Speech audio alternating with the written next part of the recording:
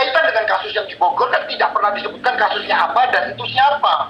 Makanya pada waktu itu saya hanya karena tadi dikatakan ada sejarah yang akan dibuka. Jadi kalaupun memang ada saksinya, ada buktinya, silakan dibuka. Tetapi sekali lagi, Pak Ferry juga punya hak untuk melakukan pembelaan diri.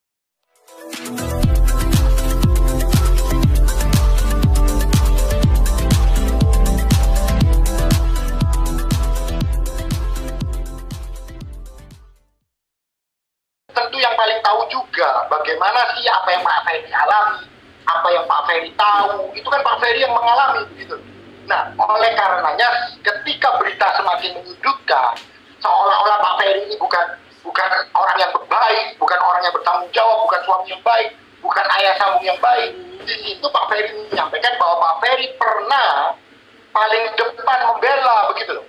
Pak Ferry ini pada waktu itu paling depan bagaimana mencarikan jalan yang terbaik sehingga terjadi perdamaian kan begitu. Nah, itulah yang disampaikan oleh Pak Ferry, yang saya sampaikan juga bahwa Pak Ferry ini hanya menyampaikan dialah orang yang paling depan membantu begitu untuk menunjukkan bahwa dia adalah seorang yang bertanggung jawab dan seorang yang baik kan begitu. Jadi berita-berita di luaran kan selalu mengatakan Pak Ferry ini selama 3 bulan ini sudah melakukan dugaan tindak pidana KDRT, tidak pernah memberikan nafkah kan begitu. Seakan-akan Pak Ferry ini tidak bertanggung jawab. Justru sebaliknya, Pak Ferry ingin mengungkapkan fakta bahwa Pak Ferry ini adalah orang yang bertanggung jawab begitu loh. Nah, berkaitan dengan kasus yang di Bogor kan tidak pernah disebutkan kasusnya apa dan itu siapa. Makanya pada waktu itu saya hanya menyampaikan bahwa Pak Ferry akan melakukan pembelaan jika itu diperlukan, kan begitu.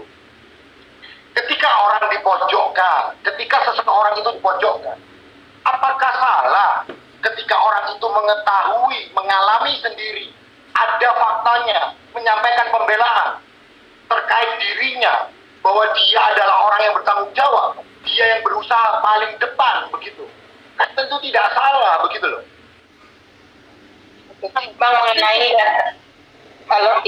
mengenai tadi kabarnya Mbak Vena mau membeberkan bukti-bukti atau memberikan saksi-saksi sejarah tentang Mas Ferry gimana nih, tentang mantan-mantannya, mungkin akan menceritakan masa lalunya seperti apa nih Bang? Nggak ada masalah, sekali lagi itu kan yang dialami dan yang diketahui kan begitu. Kalaupun memang itu mau dijadikan saksi, kalaupun itu mau dibuka, selama itu fakta, tidak ada masalah.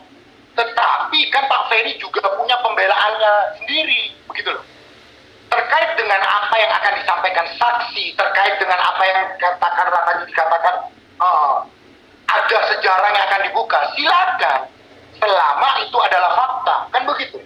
Nah, nanti biarkanlah Pak Ferry juga memiliki pembelaannya sendiri.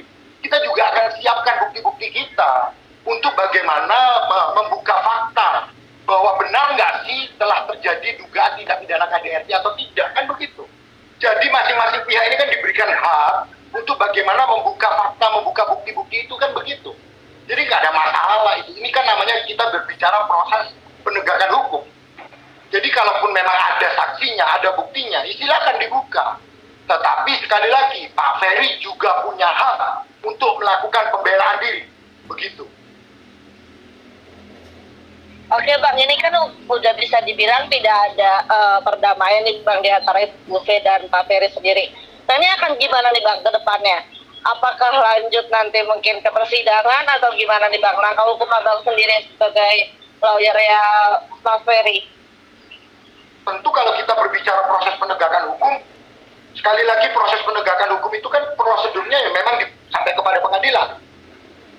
Kecuali begitu kan, kecuali kalau memang terjadi perdamaian dan ada pencabutan. Itu bisa menghentikan prosesnya berkaitan dengan laporan ini. Akan mencari atau mencapai keadilan restoratif. Tetapi selama memang kedua belah pihak tidak mencapai perdamaian, maka kalau kita menyebut proses hukum akan masuk ke dalam proses persidangan. Nah, di situ akan diuji fakta-faktanya seperti apa, alat buktinya seperti apa. Tempat mengujinya itu adalah di persidangan, begitu loh. Jadi kalau kita berbicara proses penegakan hukum, ya tentu akan sampai berakhir di proses pengadilan, proses persidangan, begitu loh. Dan kami sudah siap untuk strategi kami untuk melakukan pembelaan nanti, untuk membuka fakta. Bener nggak sih terjadi dugaan tindak pidana kekerasan dalam rumah tangga? Begitu loh. Jadi nggak ada masalah itu, nggak ada masalah. Kita akan ikuti proses hukum dengan baik-baik, sebaik-baiknya. Tetapi yang paling penting begini, kami sudah mengajukan permohonan penangguhan penahanan.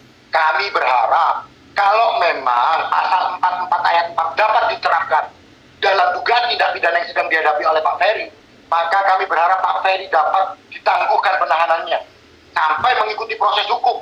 Sekali lagi, Pak Ferry berkomitmen mengikuti proses hukum dengan sebaik-baiknya. Dan Pak Ferry itu sebenarnya tidak mau untuk bagaimana mengungkapkan aib satu dengan yang lain begitu. Tapi Pak Ferry menyampaikan dalam bentuk pembelaan, sekali lagi ya, dalam bentuk pembelaan. Ketika Pak Ferry semakin dipojokkan, tentu Pak Ferry juga harus bersuara dong, kan begitu. Jadi ya, kita ikutilah proses hukumnya. Dan saya berharap, ayolah kedua belah pihak, kalaupun tidak ada upaya perdamaian, mari kita ikuti proses hukum dengan baik. Itu aja, nggak ada masalah. Toh Pak Ferry sudah di dalam, sudah ditahan. Walaupun Pak Ferry sudah ditahan, bukan berarti Pak Ferry sudah dinyatakan bersalah. Seseorang itu dianggap tidak bersalah sampai ada putusan pengadilan yang berkekuatan hukum tetap yang menyatakan seseorang itu bersalah, begitu loh. Jadi selama belum ada putusan pengadilan yang berkekuatan hukum tetap, Pak Ferry dianggap tidak bersalah. Itu. Jangan lupa ya di subscribe dan nyalakan lonceng notifikasinya.